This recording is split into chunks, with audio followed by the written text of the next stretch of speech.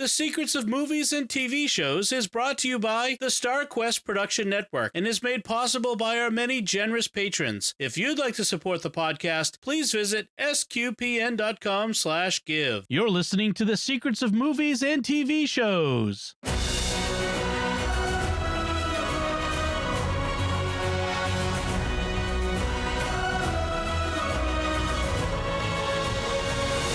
Hi, I'm Dom Bettinelli, and you're listening to The Secrets of the Lost Skeleton of Cadavra. Oh, we have to go back and put that in echoey, so that when you guys hear this, you'll hear the echo. Where we will discuss, well, we're not going to discuss hidden layers and deeper meanings of this. We're just going to talk about how much fun this movie is to watch. Joining me today on the panel are David Handlos. Hey, David.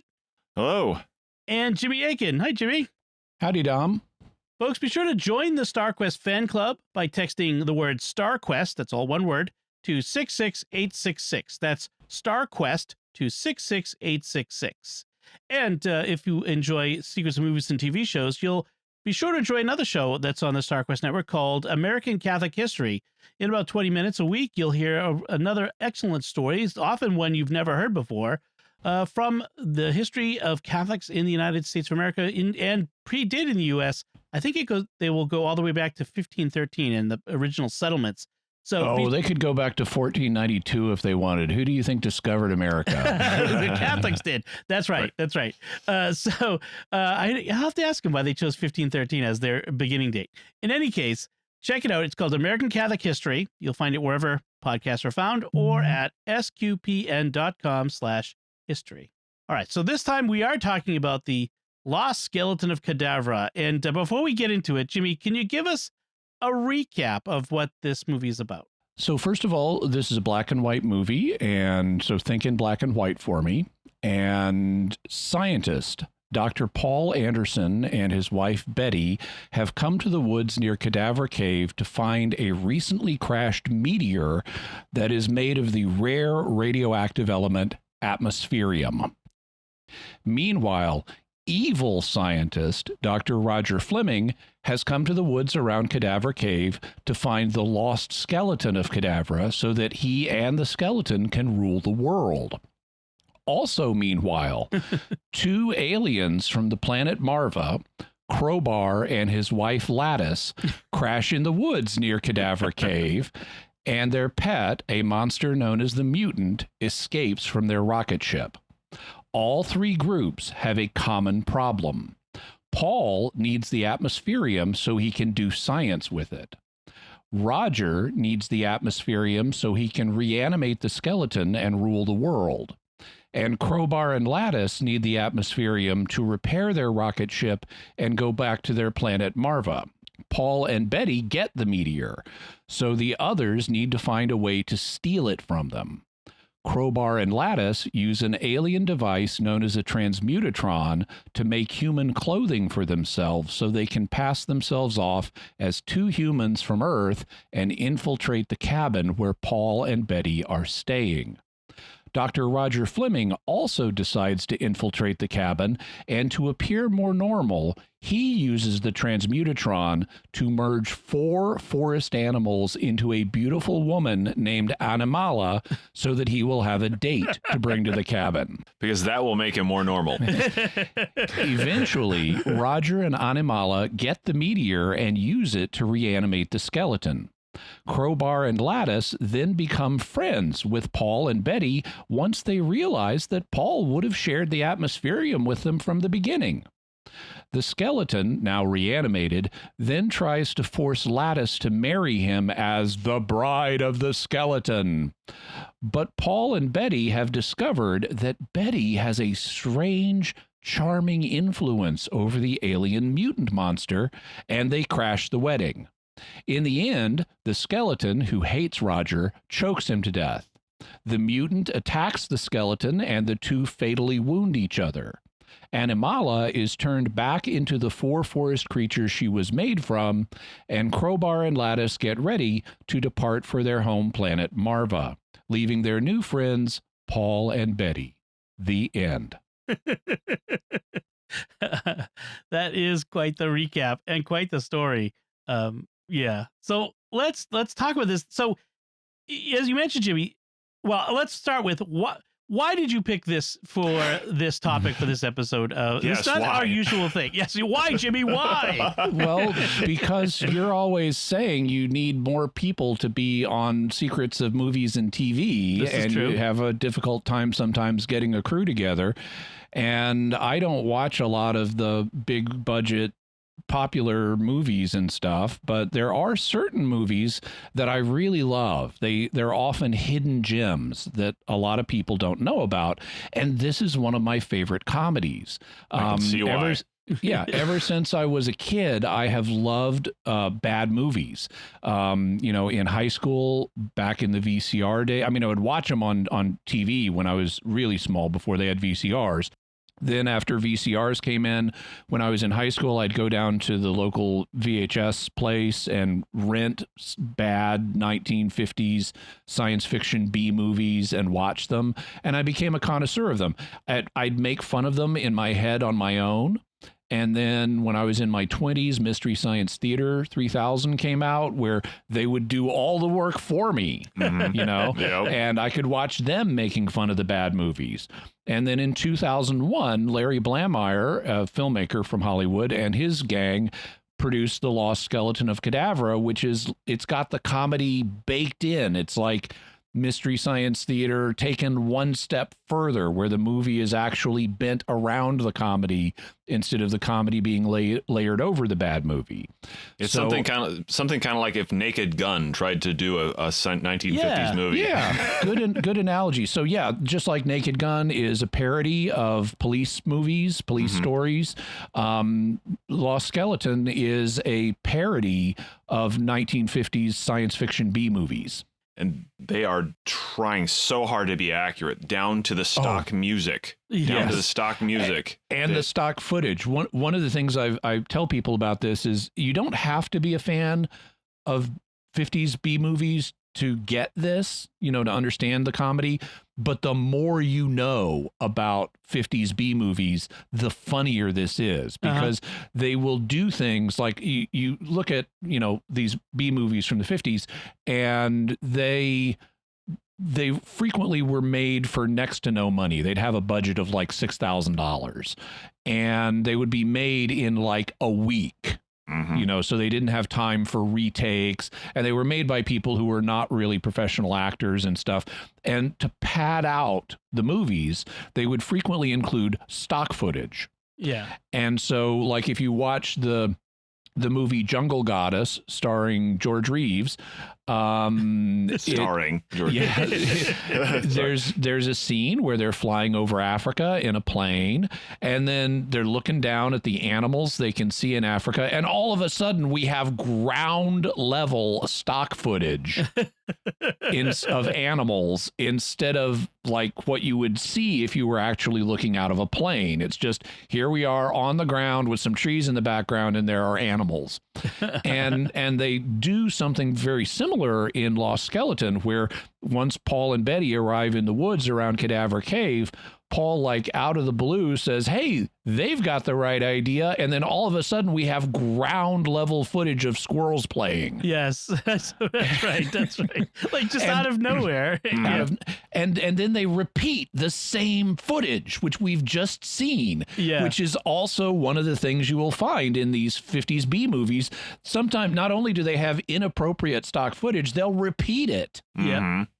Well, another element that is subtle, but you'll recognize if you've watched any of these movies, is even in the editing, they hold shots like just like 1 second too long. Yeah. It's just like they have this sloppy editing in there, which at first you're like, this is kind of sloppy editing. Then you realize, no, they're going for authenticity with that. It was remarkable. Like, when the skeleton is walking in front of in front of them, but it's in front of the Kamala and the Fleming. It's obvious that they're pretty much holding him up. Yeah, they're carrying him. They're just carrying him. Like okay, you're just baby wearing him right now.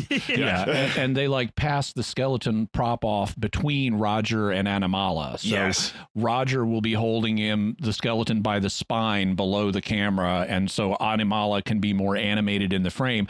And then Animala will be holding the skeleton by the spine below the frame, so Roger can be more animated. Mm-hmm. And then in other shots, you see the wires and it's clearly like a science classroom skeleton. Like you can see the rod that's in it to hold the rib cage open, and I mean it's like there's no attempt to mask it and make it look to make it look real or anything like that. It looks plastic. Yeah. I mean, you talk about the low budgets. I looked it up. This one had a budget of $40,000 in 2001, which, I mean, it's not nothing, but it's for a movie. For a film, it's very low. Yeah. But to be honest, I mean, I think they did they made it like they had a vintage car. They did what they could with it. Yeah. One thing that they did that's very vintage is the filming location they used. They filmed a lot of this in Bronson Canyon. Mm-hmm. Bronson Canyon is it's in Los Angeles. I believe it's part of Griffith Park, but it's in Los Angeles, and loads of movies have been filmed there, especially back in the 50s. Like Bronson Canyon is in Invasion of the Body Snatchers. It's the when you see the 60s Batman series and the Batmobile in the opening credits or whenever the Batmobile comes out of the out of the Bat Cave, that's a cave in Bronson Canyon. And so as an homage to all these old movies and TV shows that filmed in Bronson Canyon, that's where they wanted to film. And to get the permit, they had to pay, and actually the permit to film in Bronson Canyon was the most expensive item in their budget. That's funny. Every Star Trek series before the 2005, so all of the pre-return of Star Trek, all of them have had something. The good series. The good series. Right. Yes, they all have been filmed at one point or other. Filmed episodes in Bronson Canyon. Just so you know, it's one of those places you've definitely seen Bronson Canyon in something. That is good. Also, as another mark of authenticity, I'm fortunate. Larry Blamire, the filmmaker, is a friend of mine on Facebook. And I was once watching an interview where he was talking about the making of the film, and one of the minor characters in the film is a guy named Ranger Brad. Yes. Yes, I love Ranger Brad. Yeah, Ranger Brad is great. And, even though the actors in the film are not, A-list, top of Hollywood famous actors, they are professional actors. I recognize several of them. Yeah. I recognize Fleming right away. Yeah. Yeah. So when they had cast the guy to play Ranger Brad, he was asking how he should approach the part. And Larry told him, okay, I want you to imagine that you're not an actor, that you're a real forest ranger. And the only reason you've been hired to be in this film is because you have the forest ranger uniform. That is a perfect description. Yeah, because that's what they would do. They would hire people just because they had the right clothes. and the actor then said, well, if that were the case, then I think my performance would be really bad. And he said, yes, that's what I'm looking for. Yeah, I mean, I recognize the guy who plays Fleming. I recognize the actress who plays Betty was in the TV show The Last Ship. Which she was the chief engineer of the ship.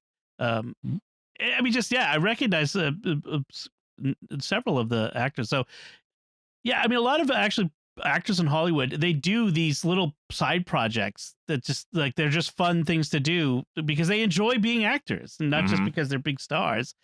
So it was fun to see them intentionally being bad. In this, I mean, it's both brilliant and terrible at the same time. This movie, and the terrible it's is the brilliant. Yeah. Yes.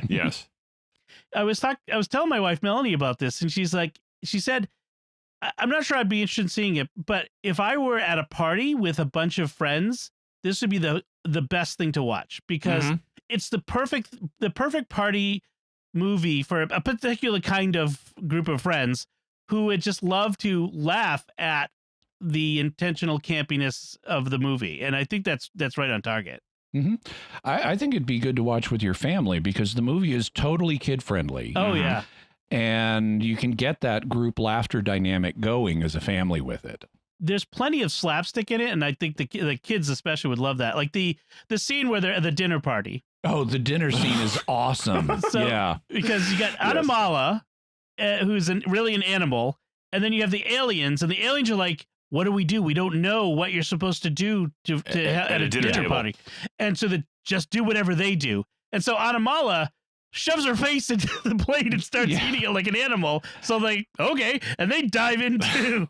Yeah. There's a slow build because initially now we've seen Roger in the forest with Anamala, like teaching her how to drink. Yes. And so he gives her a mug, like a little camping mug of water. And she immediately, because she's an animal, she starts trying to lap it up. Mm-hmm. Yep. And he's like, no, like I showed you. And he says, tip, tip, tip, tip, tip, tip, tip. And she's like tipping back, but she's not just tipping the cup back so she can drink out of it. She's tipping her whole head back and staring up at the sky because she doesn't know how to drink in a human way. And then because Anamala's takes the initiative, she's aggressive, she's active. At the dinner party, she's sitting across the table from Crowbar and Lattice, and we have that exchange. How do we know their eating customs? Just do whatever they do, and we will not fail to convince them. And Anamala takes her glass and puts it to her lips, and then she says, tip, tip, tip, tip, tip, tip, tip, tip, tip. And so both Crowbar and Lattice take theirs, tip, tip, tip, tip, tip, tip, tip, tip, tip, tip, tip. And then Anamala is looking down at her plate like she's a cat or something that's about to pounce on a mouse. And she's just staring at her plate intensely like it's her prey while the others are talking. And we see her in the background just silently doing that. And then the moment comes and she pounces and does a face plant in the plate. And Crowbar and Lattice immediately do face plants in the mashed potatoes on their plates. Yes. And by the way, the mashed potatoes were ancient, apparently. They found the box of mashed potatoes in the cabin that they rented. Oh man! Those might have survived a nuclear test. Yeah. Oh man! That's dedication to your craft. Yeah. Gosh. Oh, and there's also a little tidbit about the cabin that they rented. There's actually two cabins, and you can tell because, like a 50s B movie, they make no effort to hide the fact this is really two different cabins. Right. The inside and the outside don't match up. Yeah. And the outsides don't match up. Right. The front door is completely different in these two cabins, but they're pretending they're one. So they rented these two cabins, and they had a little bit of confusion. They had to, because it's like we've got these amateur filmmakers coming in. Now, normally this is like a vacation cabin or something. Yeah. It's not normally a place where people would film. And then the owners got word that, okay, we have some people who are renting our vacation cabin to come in and do filming. Right. Or do science. What kind of filming are they going to be doing in there? And they needed to give the owners some assurances that this is not adult filming here. This is a science fiction parody. Oh, wow. Well, speaking of the science, I love the fact that right at the beginning, Dr. Fleming is, I'm a scientist. He doesn't say there's no hint at what kind of science he does, but in B movies of the 50s, scientist was just a thing. You were a scientist of all science. Yeah. So he wants to advance science.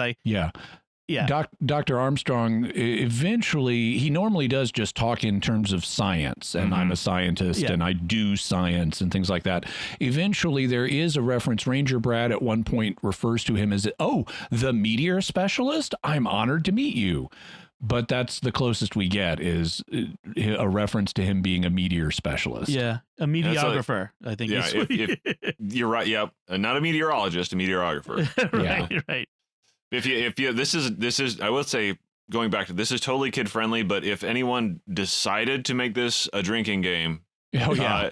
Don't choose the word phrase do science. You will not survive. Yeah. You will not survive this. Even worse, so two of the recurring phrases, I love the way Larry Blandmeyer wrote the script because it's really a verbal work of art, how he is writing this deliberately badly and making it funny.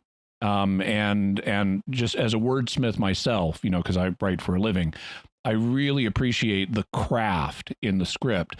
But two of the recurring elements he uses are the phrases, I wonder, and then, oh well, and he uses them repeatedly throughout the script, and in interesting ways. Like at one point, when Crowbar and Lattice's rocket ship is crashing in the night, we see Paul and Betty in the cabin, and they overhear it coming down. And they go to the window and look, but they only see a light in the sky as it's descending. And Paul is thinking about it, and he says, I wonder. And then we cut to Rudolph Yaber, or that's his assumed name, to Fleming. Roger Fleming. We cut to Roger camping in the woods, and he's putting a mug up to his mouth, and he says, I also wonder. Right. Miles away. Like, I also wonder. But I wonder, and oh well, which is the standard way you get out of any situation you're wondering about. Right. Oh well. Right. So in the beginning, the premise is Paul and Betty, the Armstrongs, are driving into this canyon to look for the meteor. They stop to ask directions to this farmer on the side of the road. David, you mentioned this. This is what the farmer gives them for directions. I loved this because this is like, who needs Google Maps when you have this guy? They ask the farmer how to get to the cabin, and he says, "Stay on the road here, past Dead Man's Curve. You'll come to an old fence called the Devil's Fence. From there, go on foot until you come to a valley known as the Cathedral of Lost Soap. Smack in the center of that is what they call the Forgetful Milkman's Quadrangle. Stay right on the path of Staring Skulls, and you come to a place called Death Clearing. Cabin's right there. You can't miss it." Yeah, I love that. All those things. I mean, they're like what you would hear in another description in a horror movie or a suspense movie. They've got these kind of sort of sinister sounding names, Death Clearing and stuff like that. But they're broken. So like nobody would have a fence that is called the Devil's Fence. Right. Right. The Devil's... is that, you'll find an old fence, it's called the Devil's Fence. I'm like, is that marked? Is there a sign saying the Devil's Fence? My favorite, though, is the Cathedral of Lost Soap. Yes. Instead of the Cathedral of Lost Souls or something. Yeah. I rewound that just to make sure I understood. They said soap. Yeah, right. It's like something you'd hear, like, driving through like the hinterlands of Maine, up in New England here, where you'd ask a farmer for directions, and they give you directions based on like local lore. Well, go past the old Miller place. Their red barn got torn down years ago, but that's where you got to turn left. Like, but it's torn down. How do I know where it is? It's that sort of like, turned around, twisted directions. I like old that. People anywhere will tend to give you directions sometimes in unhelpful manners. Even though, so today I go everywhere based on GPS in my phone. Yep. And I will be meeting someone, and they may be from an older generation, and I will say, so where do you live, or where do I need to go, or something like that. And I'll say, what's the address? And instead of giving me the address, they start giving me turn by turn directions. Like, no, I will never, ever remember that. Yeah. I would never have remembered that even before phones, and I certainly won't remember it now. Just tell me the end point, and I will let my phone take me there. Right, exactly. Oh man. So speaking of scientists doing science, Dr. Fleming, I kept mixing them up. I'll keep them straight. Fleming's the one looking for the skeleton, and when he asks for directions to the cave, so the guy asks, the farmer responds, "So are you are you looking for the skeleton? And he's like, no, I'm a scientist. I don't believe in anything. Yeah. It's like great. This is one of my favorite lines in the movie. Let me just to be precise about it, Fleming is talking to Ranger Brad. Yeah. And as Fleming is about to walk off, Ranger Brad says, "You don't believe in those legends about the lost skeleton of Cadavra, do you?" And Fleming turns to Ranger Brad and says, "Ranger Brad, I'm a scientist. I don't believe in anything." Deadpan. Completely. Yeah. And the character of the skeleton himself, like, I wonder, like, I wonder if he's not so much lost as just people like he's like a bad roommate that you never like he's not so much lost as if people just got tired of him and walked away. He's just mean. They covered him up first, because when Roger finds him in Cadavra Cave, I mean, he just like walks into Cadavra Cave and there's the lost skeleton laying there under a sheet. About 5 feet in. Yeah, about 5 feet in. Yeah. Yeah, I like that. And then the skeleton is sort of is like verbally abusive. He's like, "You idiot!" And he's like, "You're like," he verbally abuses Fleming, and then when he's done, he goes, "I sleep now," and then just like it's like quiet, goes to sleep. Like, okay, then go to sleep now. It was cracking me up. But in one of the most oddest plot points ever, apparently all skeletons hate Fleming. Yes, he's been hated by skeletons since he was a child. Does that include his own? That's a very odd hate. Well, this is one of the bizarre things in the movie, is the way it presents skeletons, because everybody has a skeleton. Right. But in this movie, skeletons are like supernatural beings that have powers if they're fully animated. And so they play with the fact that skeletons are just ordinary objects we have inside our bodies, but then they also attribute these supernatural powers to them. One of my favorite pieces in this is where the skeleton, so like, for example, the skeleton has telepathic influence. Not only does it communicate telepathically, it can also try to force people to do its will. And in some cases it can succeed, like it makes Crowbar and Lattice unable to move. Right. But earlier, after the dinner party, the skeleton has gotten in mental contact with Animala, and is telling Animala, "Bring me the atmospherium, bring me the atmospherium." And Animala, being an animal, doesn't fully understand. And she stands up and says, "I must get the Amish terrarium." and Paul is like, "Why would she need an Amish terrarium?" And Betty says, "Don't the Amish live in open air like we do?" "Yes, honey, it would be inhumane to put them in glass cases." But then the skeleton starts influencing Betty to try to bring it the meteor. Yes. I love this line. And meanwhile, Crowbar and Lattice are using their Marvin mind power to try to get, they're telling her, so the skeleton's telling her, "Bring me the meteor, bring me the meteor." And Crowbar and Lattice are telling her, "Bring the atmospherium to Crowbar and Lattice, bring the atmospherium to Crowbar and Lattice."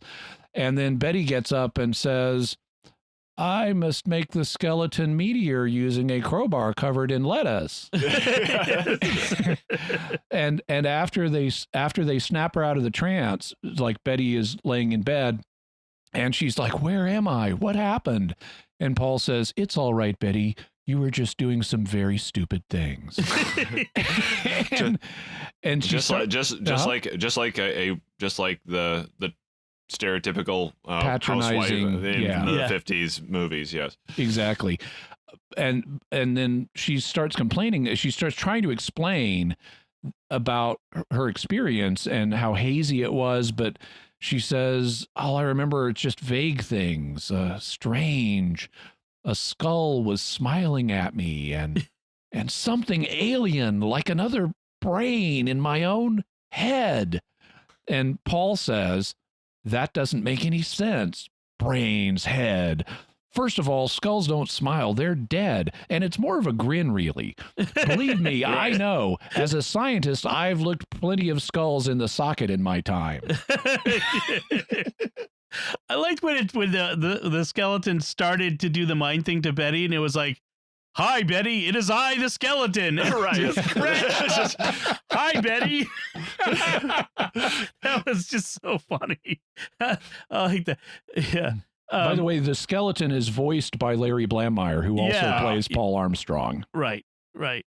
And so Ranger Brad shows up at the cabin at one point because the farmer got mutilated by the mutant. The mutant attacked him. Horribly mutilated. Yeah, horribly. So he comes to warn them, and he's when he says, could it have been a bear? I've seen a bear do things, well, even things that even a bear wouldn't do. It's like, what? And then there was something else he said about leaving. There's a bunch of stuff in the Ranger Brad briefing scene. Right. Once he delivers the news that a farmer has been horribly mutilated. Yes. They talk about horrible mutilation and how horrible mutilation is. Right. And I forget if it's Paul or Betty, but says, well, that kind of throws a damper on our evening. And Ranger Brad says, oh, I don't want to throw a damper on anything. I don't want to throw anything at all, really. I just feel that when people have been horribly mutilated, it's my job to warn other people so that just maybe they won't be horribly mutilated too. Right. And then he says, we take our horrible mutilation seriously in these parts. Yeah. and as he's leaving, he turns to Dr. Armstrong and said to Paul, and he says, well, nice to meet you, Dr. Armstrong. And then he looks down over his shoulder and says, nice to meet you too, Mrs. Yaber. And Animala is crouching at his feet, licking his hand like a dog would. Yes. And then after he goes out the door and Paul closes it, Animala scratches at the door like a cat would. Yeah, she wants to go out and follow him out into the darkness. It would have been even better if they had Armstrong open the door and she stood in the doorway, going neither in nor out like cats do. That would have been funny. So the actress who plays Animala is Jennifer Blair, and she's Larry Blamire's wife. Oh my! And if I recall correctly, I think he originally wrote the part of Betty for her, but she looked at the script and said, no, Animala is the role to play. She did it well. She did it well. She is perfect for Animala, and not just in her vocal delivery of things, but her behavior. I mean, she's modeling cat and dog and similar behavior, and she is hilarious. She and the two aliens, Crowbar and Lattice, are all three of them show stealers. Oh yeah. They each are just hilarious in what they do. And Animala does wonderful stuff physically that's suggestive of an animal, but is still just bizarre. And dances like a beatnik. Yes, she does. Yes. Oh, and so at one point, the rock dance. So the way that Roger gets the rock, the meteor, the atmospherium, is he and the aliens go hiking, and they leave Animala in the cabin where Paul is doing science with the rock, looking at a slide under a microscope. And Animala comes into the room where Paul is doing science, and Paul is like, okay, well, you can watch me as long as you're quiet. Oh, actually, she comes in, and the first thing he says is, why aren't you out hiking with the others? And she says, I don't have answers, Paul. And also, it's clear what Roger has been coaching her with, because like Paul will say something and she'll say, always agree. Always agree. But then she turns on a radio and Paul says, oh, now that's almost exactly what I didn't want you to do. I don't want you singing and dancing in here. But she starts doing this kind of beatniky jive dance, and she's wearing a black like catsuit leotard. No pun intended. Yeah. And for the first time in this scene, not only is she wearing the black catsuit and black fuzzy shoes, She's also out of nowhere gotten black gloves with claws on them. Right. Mhm. So like these are meant to be her animal claws, but they just haven't bothered putting them in the movie until now, which again is reflective of what you see in 50s movies where Right. they'll have prop inconsistencies. So she starts dancing around kind of seductively, and Paul gets up and is entranced by her. And she tells him to get the rock. And so he takes the meteor, and she's like leading him out. Rock dance, do the rock dance, Paul. and she hypnotizes him into bringing the meteor to Roger and Crowbar and Lattice. Right. Because they originally partnered up to steal it and split it. But then Fleming betrays them, of course. Yeah, he shows them earth sharing, which Yeah. is very different than Marvin sharing. On Marva, you actually share. Mhm. Yes. Yes. Yeah. What was I going to say? There was another thing I wanted to mention too. That was thinking about it escaped me, but yeah. So Anamala entrances Armstrong to take the rock out there. They have this. I'm trying to like put the story together in my head because it's kind of crazy at this point. So we have this: the skeleton is at the rocket ship.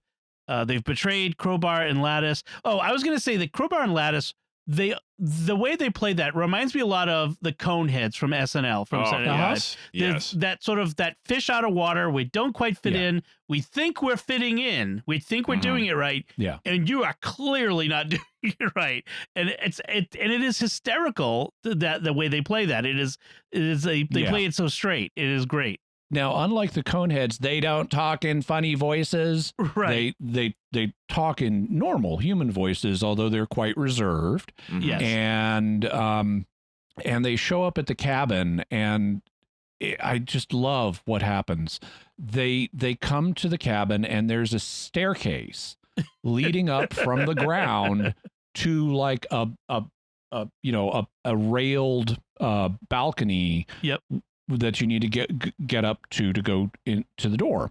So they encounter the staircase, and being from Marva, their home planet, they don't know what a staircase is.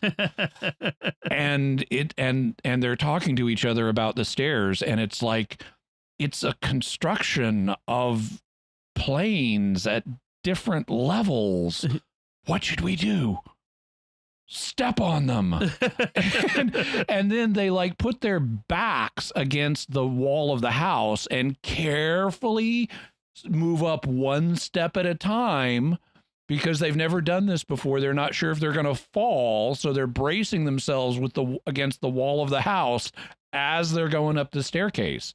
Yeah. And then they come around to the front door, which is obviously from a different house.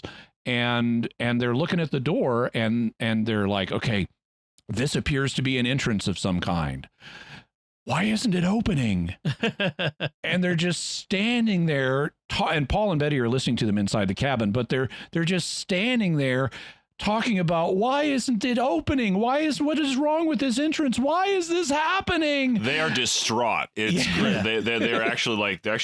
They're distraught that the door is not opening. And by the end of the panic attack, it's like, now they will know everything because they're giving themselves away. They don't know how to use a door.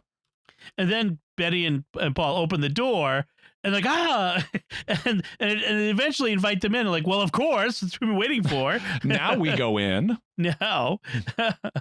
And they use ridiculous, the Paul and Betty think they're the tailors that they've rented the cabin from. Yes. And they ask what their names are, and Crowbar introduces himself as Bammon, Mhm. and Lattice introduces herself as Turgasso. And so That's much better than Lattice. Yeah. Lattice and Crowbar. Yeah. Right. And Paul repeatedly cannot pronounce Bammon. He keeps saying Bannon. Right. And finally ends up calling him Bam just to end the problem. And the two aliens going under these names forget each other's names. Right.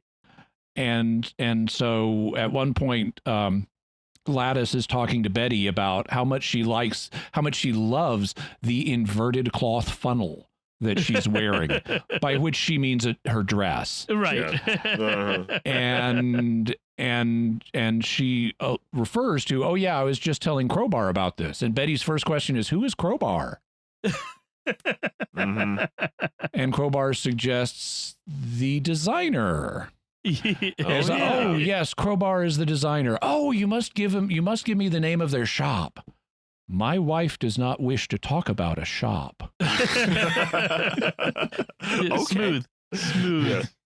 Very. Oh man. So they have this mutant, because you always have to have a mutant that's roaming the countryside mutilating people. But horribly mutilating people. Yes, horribly mutilating. But as always in these, the mutant falls in love with the beautiful woman, in this case Betty, and thus she's able to beguile it and get it to follow her to take on the lost skeleton. So that whole thing was funny. And as she later explains, I don't think it ever meant to kill. It just didn't know not to. But Jimmy, you said you're a Mystery Science Theater fan. Did that remind? I don't know if you ever see. I've seen them all. Did it remind you at all of the Creeping Terror from season 6? It did, yeah. The Creeping Terror is a really bad. I mean, it's like bottom of the barrel. 50s B movie. It has a ridiculous monster in it that looks like it's made out of a carpet. And the mutant here is kind of like that. The mutant is clearly a guy in a suit. You can even see the work boots that he's wearing. Yeah. But the head of it is kind of like a three-eyed frog head. And the body, it's in these segments, and it's always reminded me of an ear of corn. It has this corn-like texture, but it's like he's got giant corn husks hanging on him. Yeah. It's like something really, out of a really dumb looking. Yeah. It's like something out of Doctor Who in the 70s or 80s. You know, I mean, it's just worse. No, it's worse. It's worse than that. Oh, yeah. I suppose.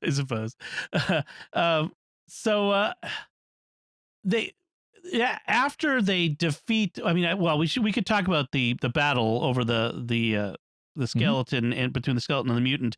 I mean, and the wedding, the bride of the skeleton, and the recurring tagline, "Obey the skeleton." Obey the skeleton. But we have this scene between the Armstrongs and the aliens where they're having a meal of some sort using cranberroids. Instead of cranberries. And they're drinking Marvin wine. And there's this great line of, we gave up getting drunk eons of your years ago. And this is the payoff for a series of similar lines earlier in the movie about, we gave up this eons ago. Yes. Like Betty as a housewife is asking about, asking Lattice, on your planet, who cleans up after a meal? Is it the men or the women? And Lattice says, no one cleans up because there is never a mess. We gave up messes eons of your years ago. and this is like dazzles Betty. It's like, wait, you mean no more greasy soap scum? No more baked in grime, no more ring around the collar. You know, she's citing all these advertising phrases that would have appealed to housewives back in the day. Right. Because not only is this, she treated like a 50s housewife, even though they're in the woods, she's dressed like a TV sitcom one the entire time. She's walking around in the woods in heels, pearls, and a dress and heels, and she looks like Barbara Billingsley from Leave It to Beaver or something. Yes, right. When they're first hiking up to the cabin through the canyon, she has this line. She said she's tired. It's like, "Oh, Paul, my legs already feel like two heavy, slow things." I love that one. Slow things. Yeah. And then I wanted to mention, so later, after we've had several of these eons of your years ago lines. Yep. And they're all of a sudden we get a colloquial word, because actually Betty asks Lattice, do your people like to get intoxicated as much as we do? And and she's just used this highfalutin word intoxicated, and the reply is, no, Betty, we gave up getting drunk eons of your years ago. Yes. That's what it was. I wrote the note down. I forgot the context, but the context makes it funnier. So, that's the other thing is that this scene of them having this meal is like in the middle of the action. They kind of like just stop the plot. Like the skeleton is still at work.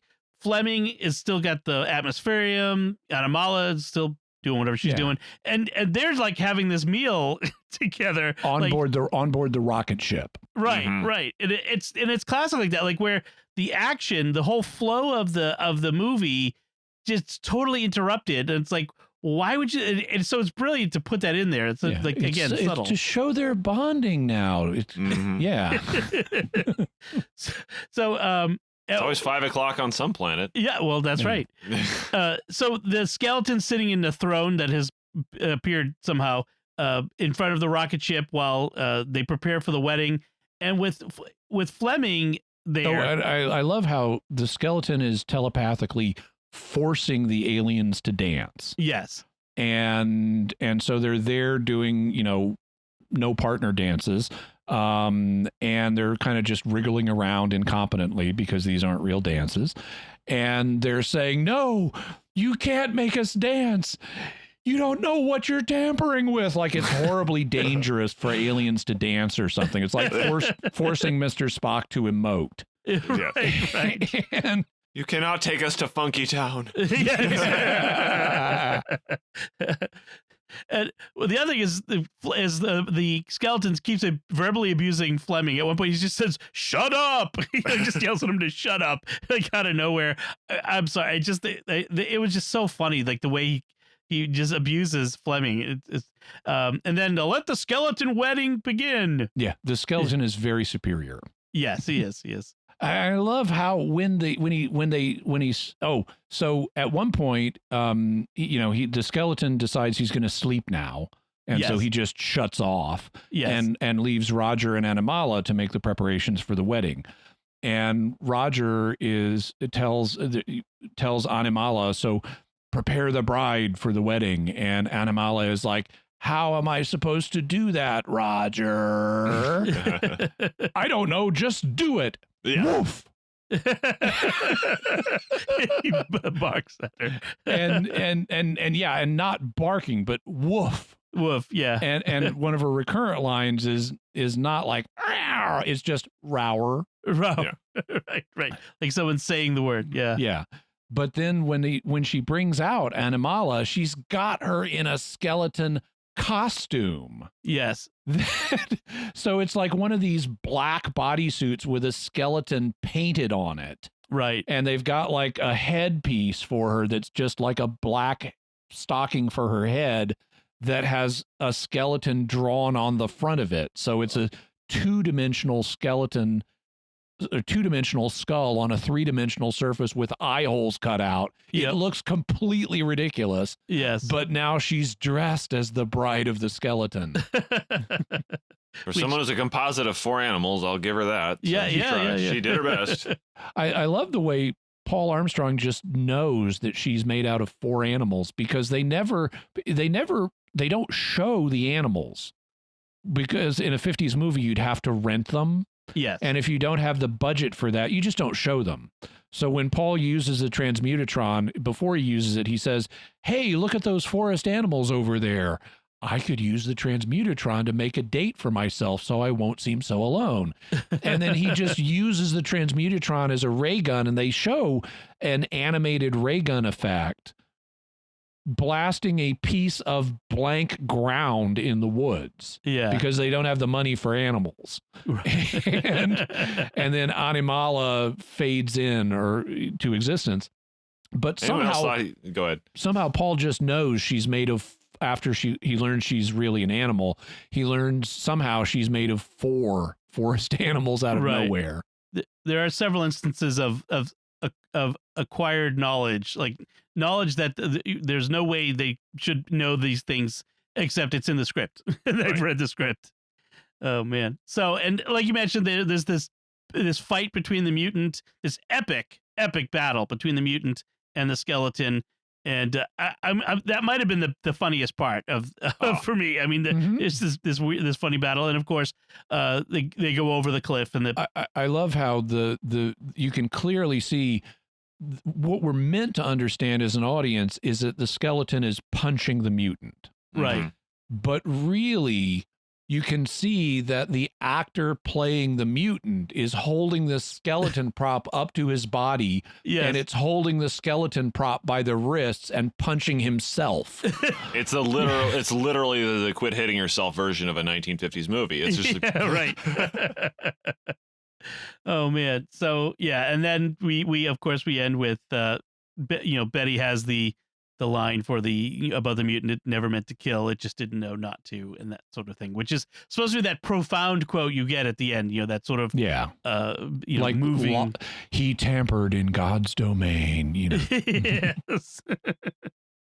So anything else to say about this movie, David? Yep. There are sequels, apparently, at least one that I will probably go see at some point. I'll talk about those. Yeah, I will have to go see those. So please talk about them. Yeah.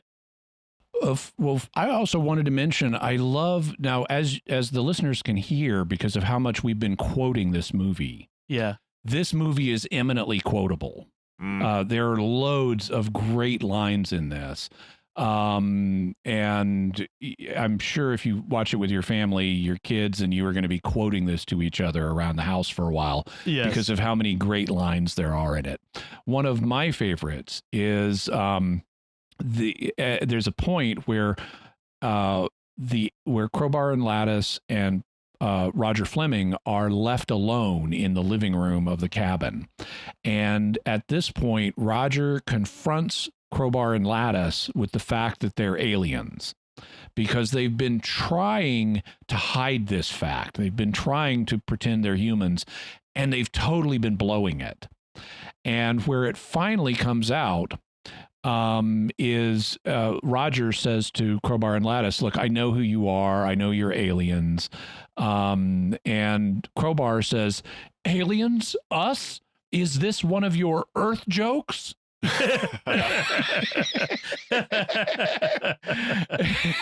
And I just love that. For years I've like, aliens, us, is this one of your Earth jokes? So loads of great lines in this. It's a lot of fun. And as David was saying, there are sequels. There's really part of it's sort of the Larry Blamire cinematic universe. Because he's got this group of people he works with, a lot of them I gather are friends, and they have like their own repertory company called Bantam Street, I believe. And they do a lot of projects together. So like if you go to YouTube, Larry Blamire has a channel where they have, I forget, oh man, what is it called? I should have looked it up first. There are a series of short black and white short subjects called like Tales from the Bar or something like that, where they have, it's like set in a bar in the 1950s, and it's like a little miniature version of the Twilight Zone. And it has the same actors you'll see in Lost Skeleton. Also, Larry Wright's books. I mean, he does a lot of stuff. He's very talented. He does, one of my favorite books I've got by him is it's an art book of rare comic book covers for imaginary bizarre comics. He's also got a dictionary of bizarre terms called his Blammery.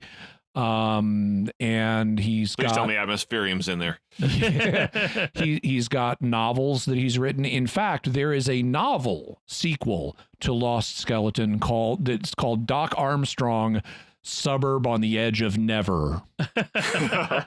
And so it's going to have all your favorite characters. There is a sequel movie called The Lost Skeleton Returns Again. And they bring back everybody. They have a bigger cast. They bring back everybody from this cast except the farmer.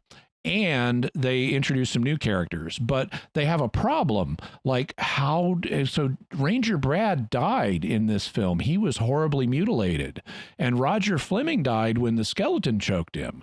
And Animala was turned back into the forest animal she was made from. How do we get them all back? Well, they make a new version of Animala. They're in South America, so they make her out of jungle animals. And Ranger Brad's cousin, Jungle Brad, shows up. Who's like a scout in the jungle instead of a forest ranger. And Roger Fleming's cousin shows up. And between Jungle Brad and Roger's cousin, Doc Armstrong says, "Oh, it's a day for cousins." And so and in addition, there are other works that are kind of set in the same cinematic universe. There's another movie called, it's like A Dark and Stormy Night, if I recall correctly. It's a haunted house movie that has these folks in it. One of my favorites, which was really hard to find for a long time, of the sequels, is called, or not sequels, but same cinematic universe, is called Trail of the Screaming Forehead. And it's about a scientist who begins whose theory is that the human intellect does not really derive from the brain. Instead, it derives from the forehead. And so there are experiments being done with foreheadazine, which will cause your forehead to become larger and your intelligence to increase. And there's an invasion of alien foreheads taking people over.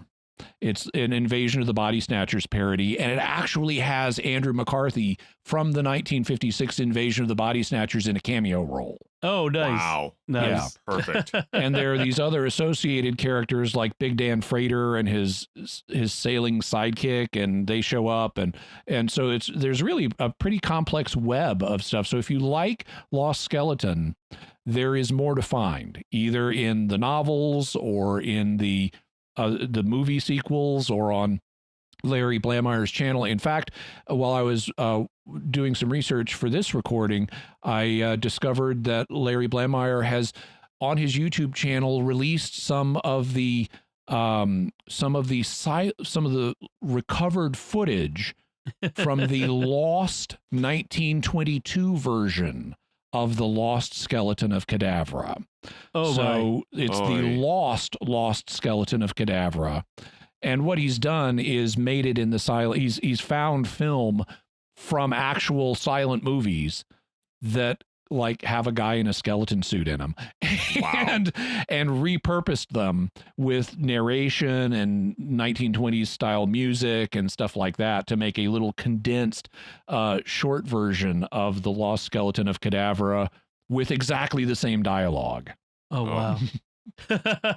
I found it and it's playing, and the title card says, from the celebrated novel Le Squelette Hautaine, which has nothing to do with Lost Skeleton of Cadavra. I'm not sure what even that means, but the only thing they do in the dialogue, they do change the characters' names to make them sound more 1922. Yeah, like instead of Ranger Brad, he's like Ranger Bradley. And instead of Animala, she's Animaletta, the strange one. That's good. That's good. Do any of them do the Charleston at any point? Not in the footage they managed to find and recover from the lost version of the movie, but maybe there's some more footage out there still to be discovered. That is great. That is great. These little corners of the internet and creativity. It's just, it's fantastic. Off the charts. Needless to say, this is a cult movie, and Larry Blameyer has a cult following in the good sense. Yes. Yes. In a good sense, yeah. Yeah. Although you don't dance like him. Yeah, I was going to say, maybe they dance like that. Oh, man, that is good. All right, well, thank you, Jimmy, for bringing this to our attention and making us watch it, because that was a lot of fun. My pleasure forcing you both to watch it. Yeah. Well, to wrap things up, we want to take a moment to also thank our patrons who make it possible for us to talk about crazy fictional B movies and to create the secrets of movies and TV shows, including Matt P., Douglas C., Darius M., Martin H., and Gary H. Their generous donations at sqpn.com/give make it possible for us to continue the secrets of movies and TV shows and all the shows at StarQuest. you can join them by visiting sqpn.com/give. So that's it from us. We'd love to hear what you think of The Lost Skeleton of Cadavra. Go ahead and watch it. I watched it on iTunes. I rented it for a couple bucks. It's well worth it.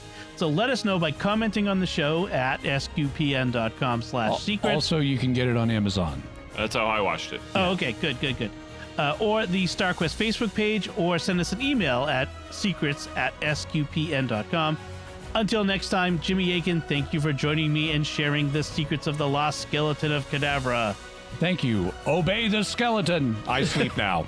David Handlos, thank you as well. Thank you, and for your Earth film. And once again, I'm Dom Bettinelli. Thank you for listening to the secrets of movies and TV shows on StarQuest, and remember, oh well.